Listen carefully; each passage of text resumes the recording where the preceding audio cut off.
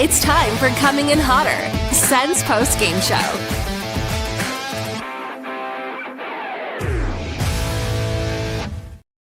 Live from the Sports Interaction Studio, it is Coming in Hotter with myself, Cody Gaudreault, and nobody else. It's a quiet day today. Sens lose 1-0 to the LA Kings at home. That ends off their homestand on not the best note for them. And the game just kind of matching the weather outside, kind of a cold, slow start to the game. Only one goal from Alex Laferriere.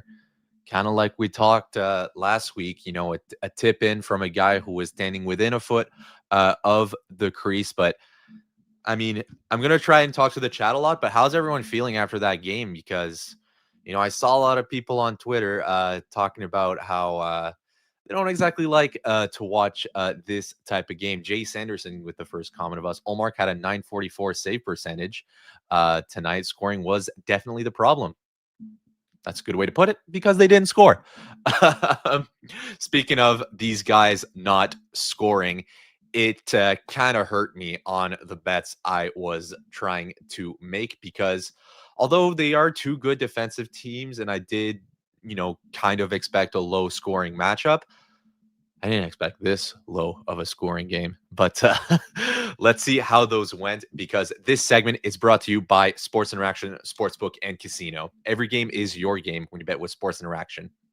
Sorry, every game is your game when you bet with Sports Interaction. Bet the action on every period, every shift, every shot with Canada's homegrown sportsbook. Sports Interaction, Ontario only, 19 plus. Please play responsibly.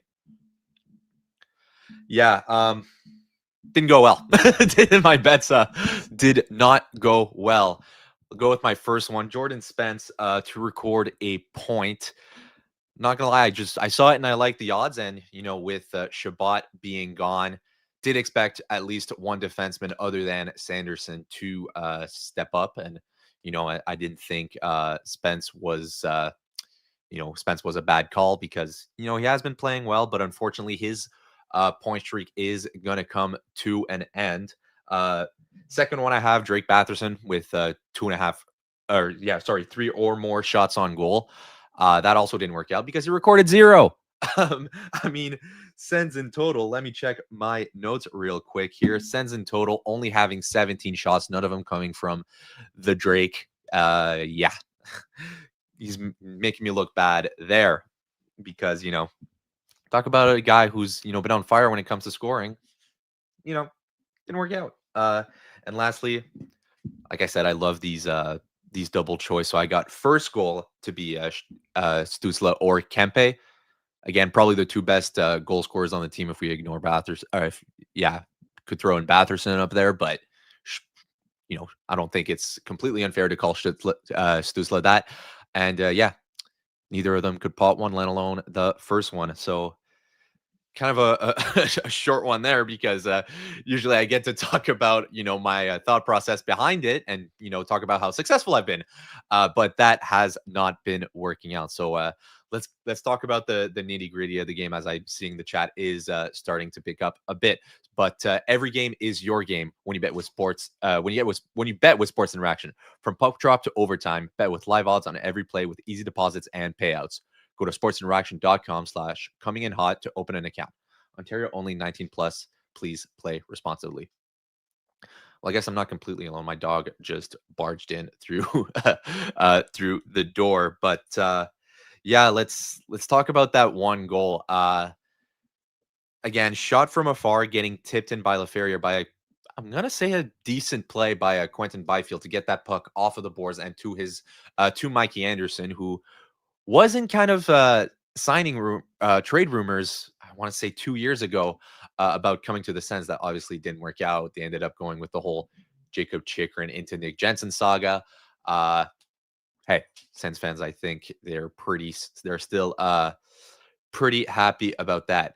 Casey Holema saying Spence has to play the rest of the season. He's agreeing with my bets. This guy's on fire. And the chat's saying kind of they're using the word I didn't exactly want to use, but Rally over here saying it was boring hockey to watch. On that, I'm going to ask you guys in the chat here how you guys feel about that. So, Andy, if you kind of want to pull up those two tweets I had ready. So our good friend Graham Nichols, he's going to disagree with Rally over here, saying he loves to watch those, he calls them defensive clinic type of games, those low scoring games. But another good buddy of mine, Alex Adams, he's going to disagree, saying, what the heck? No. Kings, you guys play a boring game. It suffocates me. So let's see in the chat here. Loud Collector saying, boring. But yeah, personally, I'm gonna side with Alex on this. Come on, show me some goals. Show me some real hockey here. Like, puck's meant to be in the net. It's not it's not meant to be just going around blocking shots and shots going into the corners, staying in the neutral zone. Come on, let's see some puck in the back of the nets. But Jesse, that's a good point. for a Sens fan, I bet playing if the Sens had that 1-0 lead, they probably would not have been complaining. Another thing my good buddy Alex talked about is that Sens power play that, unfortunately went 0 for 2, I believe. Let me just check my notes here because, yeah, it did go 0 for 2. Lizzie D saying over here, failed once again. No shots on goal on both of those power plays. I mean, we talked about it a couple shows ago. Graham and I talking about how maybe they have that fancy problem looking for that perfect play on the power play, not necessarily just trying to get that puck to the net. They even talked about it on the broadcast after that second power play, because again, one power play without a shot on goal, passable. That's not what you like to see. It happens. 2 of them, man. Oh, man. In fact, sorry, because I took a lot of notes during this game over here as I'm looking for the shots, but it took 13 minutes for the Sens to put a shot on goal. It's crazy. They did get 16 shot attempts, but a lot of blocks, a lot of misses, kind of stuff happens. And at the end of the day, if it doesn't reach the target, it's not going to go into the net.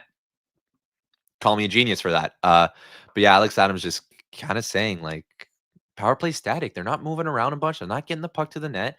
They're cycling it around the outside, which, when you do have that umbrella formation, it is something you are looking for. Looking for those open lanes, maybe, a path to the net. But yeah, they obviously didn't work out. And, my philosophy here, because, I'm totally more experienced in hockey than a certain Travis Green. I'm lying, obviously. But yeah, I feel like once that stuff starts to work out, maybe simplify the game a little bit. Because although I will say, LA, on paper, their penalty kill is not the best, but just with the eye test, did look good. They're only working at, let's see here, 78%. I'm saying only 78% is a very respectable penalty kill, especially compared to Ottawa's 6-7 power play percent. But they're still 21st in the league, which pretty middle of the pack. Ottawa on their hand, 31st. Only team behind them is a certain Minnesota Wild. We talked about it also last show about kind of had a disagreement with between JMO and I. Him saying that although it was a quote unquote winnable game for the Sens, it wasn't going to be an easy one. They literally had the exact same 9-5-4 record coming into this with 22 points. Obviously, that's going to change now. The Loud Collector, I'm going to address your thing real quick. Yes, I did like a couple of passes that Lars Eller did. Obviously, did not end up in the back of the net before a guy that only, played really limited minutes on that fourth line. Which is the role we expected him, actually, limited minutes. He played almost 12 minutes which is still pretty impressive for a guy on the fourth line. But yeah, sorry, Andy, if you want to put that tweet back up from Marie Pam. Sens got really close to beating some kind of record over here. 35 shots total. 28 is the record for the fewest shots on goal in a game between two teams. Second intermission, it really looked like that record could be broken, because not much was going on, shot blocks, shot missing the net. Morpheus wanting a ticket refund after that, man. I think I think we got enough talking points you know about that. Something too really quickly that I wanted to point out. Local legend Ian Mendez, now obviously VP for the Sens. They get their first regulation loss in November, actually, which is already pretty impressive for the Sens. You are exactly actually halfway through one of the toughest months in the hockey calendar. They get a nice 4 days off, but it ends a 12 game a 12 game streak. Thanks, Lizzie. A 12 game streak of not losing in regulation. Something that hasn't happened since the Hamburglar run. I was still in primary school back then, but I do remember that the legend that is the Ottawa legend that is Andrew Hammond. So nice walk down memory lane, thanks to Ian Mendez right there. Something that I did want to highlight looking back at the defensive core, something I do feel Ottawa lost a bit on is playing without Thomas Chabot. Losing a guy like Brady, I don't want to say it happens because it's a huge loss, but Thomas Chabot is such a big part of the Sens defensive core that the team, not to state the obvious, looks different without him. Already up until this game, Jake Sanderson was playing about 40% of the defensive shifts. That's a lot. That is a lot. I don't exactly have the numbers in front of me. Sanderson played just a little bit over 25, almost 26 minutes this game, which is already a lot, and it's reasonable not to exactly to expect him to go up to that. But Jesse, sorry, I should probably have prefaced that. D group did look really good, but they're kind of missing that extra oomph because you can't have Sanderson on the ice the whole time, and Chabot, although his his offensive stats overall this season have been pretty meh. They were better than last year, and we know him as a guy that can contribute to the offense. And unfortunately, them missing, it's either Sanderson or Spence that are going to have to step up, fill those boots. And Sanderson, I think, has got enough on his plates. That's why I also looked at Jordan Spence, if we're going to go back to the bets, but he did not have the performance against his former team that I thought he would have. That being said, on the defensive side, they did look really good. I'm just talking about offense from the blue line, which is something we all love to see. Let's be honest here. But still keeping LA to only 18 shots on goal. I don't think anyone's complaining. It's something you expect. Again, sorry, I've already forgot who pointed it out earlier. I think it was Jay Sanderson, legend in our chat. Saying he had a 944 save percentage, which, I mean, if he wants to raise up his average from the 870 or so he's had so far this season, it's not a bad place to start. Always focusing on the positives. But if we want to go back to that special team discussion, Ottawa's power play now running at before this game was running at a 24%. Still ninth in the league, so not bad. Again, I don't know what they're going to look exactly like after this game compared to other teams, but man, if they could have capitalized.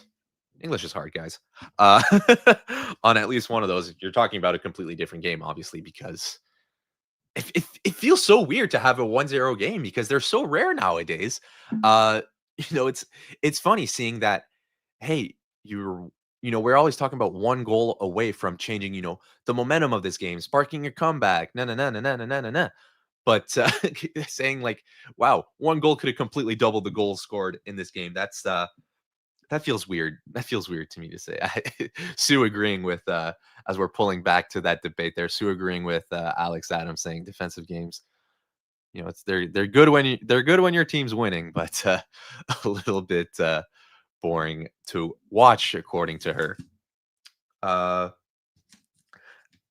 Looking also again back, if we want to move into the second period, especially towards the those last 5-10 minutes, I really did feel like Ottawa picked it up because you know I was always looking at the shot clock, being like, okay, it hasn't gone up that much since the last time I checked, and then I ended up just checking more and more and more. But then a couple of Giroux rushes, that perfection line, just getting just under 10 minutes of ice time, which is another thing that was surprising to me. That perfection line, as we've been calling them, as I'm just going to pull up my numbers again. Yeah, 9 minutes 34 seconds of ice time. Uh, Funny enough, it was that Dylan Cousins, Ridley, Greg Zetterlund line getting the most ice time out of any forward lines. Uh, but I'm also willing to say that that's not necessarily something we're gonna want to put too much emphasis on. But yeah, Dylan Cousins also looked good. I mean, got a really nice goal last game, and he's leading the team in hits, which isn't something you really think about. You always expect, especially, but in the absence of a Brady Kachuk, I mean, Dylan Cousins is a scary dude. He is massive. He's a workhorse. There's a reason they call him the workhorse from White Horse. Bit of a tongue twister there. Yeah. And towards the end of the third, as it didn't exactly feel in the last 10 minutes of the third that the Sens were really playing catch up. It felt like they were still playing kind of a tie game where they were kind of just waiting for the overtime to catch up to them. Linus Ulmark being pulled with about 2 minutes 15 seconds left in the third period. Uh, you know, I've talked about it before. I like it when coaches take those risks, pulling the goalie early, playing that line that's hot, even though they might be the fourth line or whatever. Um, so personally, just for fun, I would have liked to see Linus Ullmark getting pulled a little bit early. Because 2 minutes left. When we're used to seeing what New York's been doing, pulling when there's almost 4 or 5 minutes left. Uh, yeah, I don't know. It's a weird thing to look at. Another thing, Nick Jensen, we kind of panicked a little bit last show. Me and JMO started making some hypothetical lineups about what if Jensen and or Jake Sanderson were out of the lineup, but good news there that these guys are back. Uh, Jensen overall, he has been a big part, of those discussions of, do you take out Spence? Like he kind of got roped in the Spence, Matt, and Palo thing of who do we put in, who do we put out?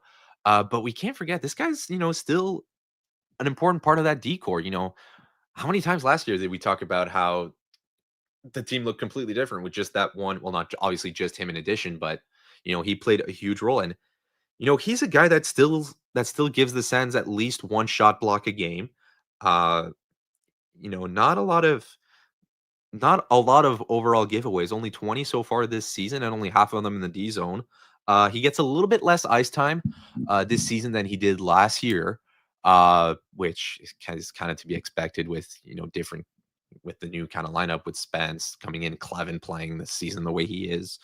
Um, but he's still an important guy. So we've been tough on him. Fans have also been tough on him, but him playing with Matt and Palo didn't really see the whole righty problem too much this part. In my opinion, it's one of those things that maybe modern hockey puts a little bit too much emphasis on, having a righty on the right side, a lefty on the left side.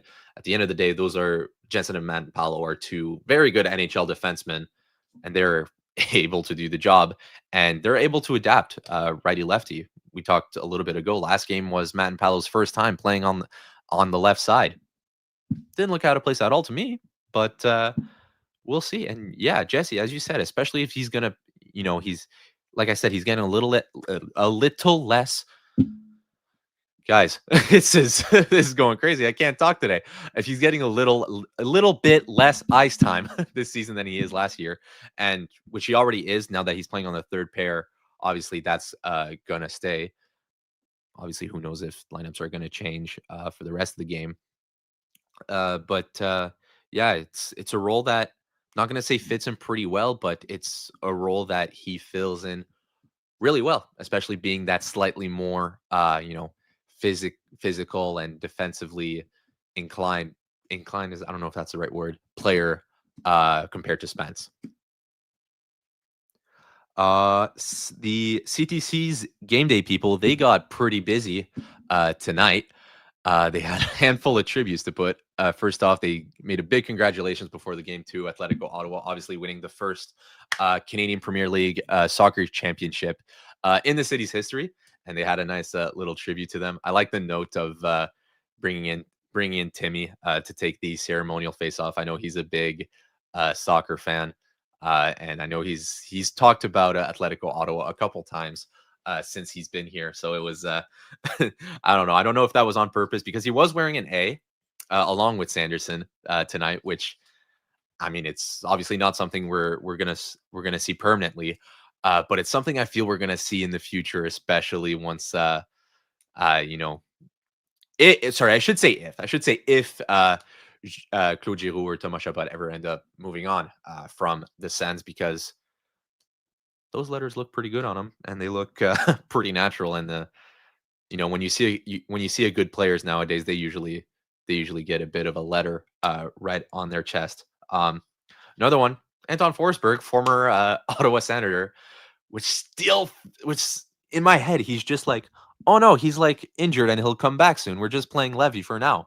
No, he's an LA King and he's doing really well. uh yeah, something I did notice, his stats being actually almost identical to Levy Merrill. Their goal save above expected, negative 2.6 for Levy and negative 2.7 for Anton. I mean, those two guys it doesn't get closer than that. Levy being Anton Forsberg being number 60 in the league and Levy being number 61. So those two guys don't get that much closer. Forsberg with a 3.54 goal against average and an 878 save percentage, not looking that good for him. But up against Linus Olmark, who again, very similar stats on those basic goalie stats of an 870 save percentage. Again, 870 versus 878, and a goal against average of 3.21. Something that I'll probably change though after tonight, as a coming in hotter classic happening in the chat. People talking about Fabian Zetterlund. Yes, that's true, Jesse. Good point about Levy with a lot less time in the NHL, sorry. But I just thought it was funny, a former Sens backup goaltender and then the other, and then the current Sens backup goaltender having almost identical stats. But yeah, Forsberg is the other guy that got the tribute. And finally, Anze Kopitar, sorry, getting the tribute because it will be his last game at the Canadian Tire Center, retiring this year. As a guy who grew up watching the those Blackhawks and Kings kind of fighting each other for the cup, LA will never be the same without Kopitar to me. When I think LA, I'm the type of guy that'll go right ahead to thinking about Drew Doughty. But when I think of Drew Doughty, I think of the A on his sweater. And the reason that A is there is because Kopitar's got the C. So a guy that's really fun to watch. When I was, learning to play, he's a guy that I actually really did look up to. So it was, it felt nice to see that tribute, but it's, I saw it talking about a couple days ago, when he was playing his last game, sorry, in Toronto, saying that it would be his last game in Toronto. I was like, wait, what? Oh yeah, he's retiring, but no, wait, you can't have the LA Kings without Anze Kopitar. Anyways, that's the way, that's the way I see it. But Ottawa fans, if you are looking for a hockey pick-me-up, especially against a team called the Kings, my Ottawa Junior Senators of the Central Canada Hockey League, they did beat the Kings. It was the Pembroke Lumber Kings 4-2 win in regulation, obviously, as they keep their second place spot in the CCHL. But you guys know I just had to give that shout out over there. But yeah, guys, sorry for a shorter show today because that is gonna be it. Thank you still for tuning in. I hope I hope I was entertaining enough by myself. You guys won't hear from me for a good little while, though, as the Sens get a whole 4 days off. Heck yeah, Jesse. I love the CCHL too. Yeah, the Sens getting a whole 4 days off as we see him next Thursday in Anaheim for what for us is going to be a late game. 10 p.m. start in Anaheim against the Ducks. Shout out to you too, Lug Collector, man. I appreciate you guys coming in too. Thank you, Justin. This is not a bad game. Ellie beat the Sens by 1 goal. Calm down. We are not fully healthy, and our team did us proud. It's hard to disagree with that. You know what? Like I said, two teams with an identical record, but you're missing 2 of your 2-star players for the Sens. Not a bad reasoning, Justin. But yeah, guys, that's gonna be it for today. We'll see you guys in a couple days. Thanks, Mom. Dude, we lost the game, Felix. All right. I'll let you guys debate it out in the comments section a little bit later, but I'm signing off for now, and I'll see you guys in 4 days.